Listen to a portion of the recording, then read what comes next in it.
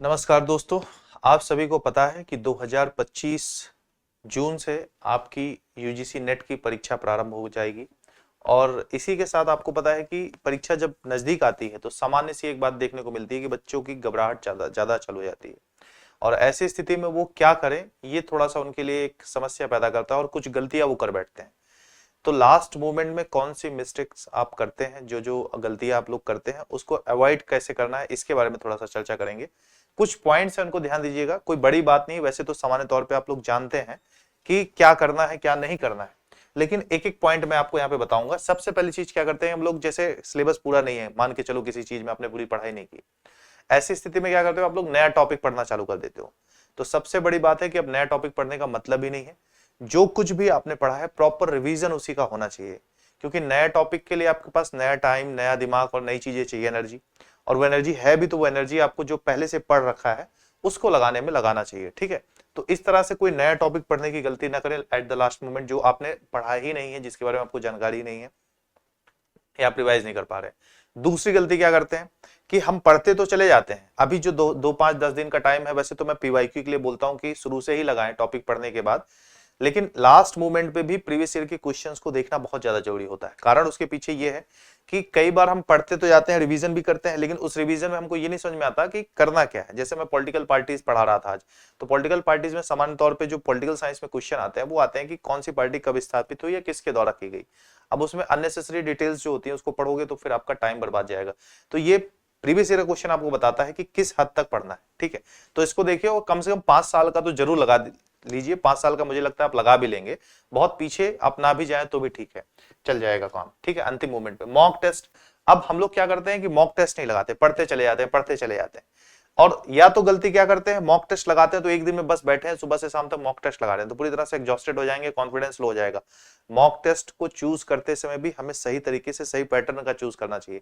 In case बहुत tough आपने choose कर लिया तो आपका कॉन्फिडेंस पूरी तरह से डाउन हो जाएगा, ठीक है। तो एक ही टेस्ट लगाइए, उसका रिवीजन प्रॉपर करिए, उसमें कमियों को देखिए, और जो टॉपिक आपको लग रहा है कि गलतियां हो गई हैं उन गलतियों को सुधारने का प्रयास कीजिए, ठीक है। उसका रिवाइज उस चैप्टर को ज्यादा कीजिए, रिवीजन स्ट्रेटेजी। तो ये चीज महत्वपूर्ण है कि जो टॉपिक, देखो क्या होता है कि 2 प्रकार का रिवीजन होता है। एक तो पूरे सिलेबस का रिवीजन होता है, जो कि सामान्य तौर पे अगर आप 6 महीने साल भर से पढ़ रहे हैं तो वो तो आपका तैयार होगा। लेकिन एक ये होता है, कुछ टॉपिक होते हैं जो भूलते ही भूलते हैं, जैसे बहुत फैक्चुअल जो होंगे। तो उन फैक्चुअल टॉपिक्स को क्या करेंगे हम लोग, नोट्स वगैरह अगर बनाए हैं आपने या फिर बुक्स में ही हाईलाइट किए हैं, तो उसको जाके रिवाइज करने का ज्यादा से ज्यादा प्रयास करें, क्योंकि वो आपको दिक्कत पैदा कर देगा, क्योंकि फैक्ट आपके भूल जाएंगे। तो लास्ट के 4 5 दिन 10 दिन में उन चीजों को ज्यादा से ज्यादा रिवाइज करें, क्योंकि आप देखोगे जो नेचर है एग्जाम का वो फैक्चुअल है कई कई मामलों में, ठीक है। तो उस चीज को आपको गलत नहीं करना है, जो ज्यादातर लोग गलती करते हैं। सबसे बड़ी चीज, पेपर 2 को ही साल भर पढ़ते रह जाते हैं, पेपर 1 को बस देखते हैं, रिवीजन वगैरह नहीं कर पाते। तो सबसे बड़ी गलती सामान्य तौर पे जो मैंने स्टूडेंट्स को देखा है कि जो जेआरएफ निकालना चाहते हैं, उनके साथ सबसे बड़ी गलती जो होती है, जो अच्छे स्टूडेंट्स हैं उनकी बात बता रहा हूं, यानी कि जो पढ़ते हैं, उनका पेपर 1 से रुक जाता है, ठीक है। तो पेपर 1 को बिल्कुल भी हल्के में ना ले, बल्कि पेपर 1 को प्रायोरिटी में रखें, क्योंकि 40 50 क्वेश्चन आप यहाँ से सही करना ही करना है, ठीक है। कट ऑफ वो भी डिसाइड करेगी, क्योंकि हर बच्चा पेपर 1 दे रहा है, ठीक है। तो पेपर 1 में जिसने खींच लिया, पेपर 2 में थोड़ा कम भी रहेगा तो चल जाएगा। तो पेपर 1 को इग्नोर करके जाना ही सबसे बड़ी प्रॉब्लम या दिक्कत का कारण बन जाता है। नींद और तनाव, अंतिम समय में क्या है, एकाएक पढ़ाई बहुत ज्यादा हो जाती है, करनी भी चाहिए, ऐसा नहीं कि बहुत आराम से करना चाहिए, मैक्सिमम पढ़ाई कर सकते हैं, लेकिन प्रॉपर नींद आपकी 6 घंटे की मिनिमम होनी चाहिए। और तनाव लेने से तो कुछ होगा नहीं, ठीक है। तो जितना पढ़ा है उसका रिवीजन कीजिए, कम से कम 6 7 घंटे की नींद लीजिए और तनाव मुक्त रहने का प्रयास कीजिए, क्योंकि तनाव में परफॉर्मेंस खराब होता है या कि पढ़ी हुई चीजें याद नहीं आती, तो वो सब एक दिक्कत पैदा करने का काम करेगा। तो इनसे थोड़ा सा आपको बचना है।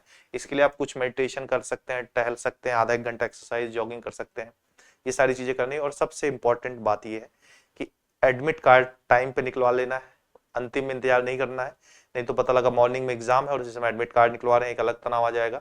और दूसरी चीज, एडमिट कार्ड के लिए आपको 2 3 दिन पहले से, एटलीस्ट एक दिन पहले से तो आपको तैयारी रखनी है।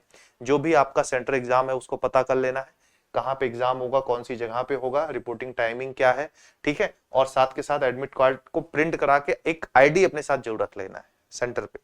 ये अंतिम मूवमेंट पे नहीं रखना है, एक दिन पहले की ये तैयारी है, ठीक है। और अंतिम सुझाव यही है आप लोगों के लिए कि रिवाइज करते रहना है, ठीक है। सफलता से आपको शांतिपूर्वक जो चीजें पढ़ी हैं उन पे ध्यान देना है, ज्यादा नई चीज पढ़ना नहीं है और शांति के साथ बिना तनाव के एग्जाम देना है, क्योंकि जो भी पढ़ा गया है अब वो हो चुका है, ज्यादा टाइम नहीं है। रिवाइज करना है, मैक्सिमम रिवाइज करना है, मॉक लगाना है, प्रीवियस ईयर के क्वेश्चंस को देखना है और यही शांतिपूर्वक जाके आपको एग्जाम दे के आना है। तो आशा करते हैं आप आत्मसात इन बातों को किए होंगे। धन्यवाद।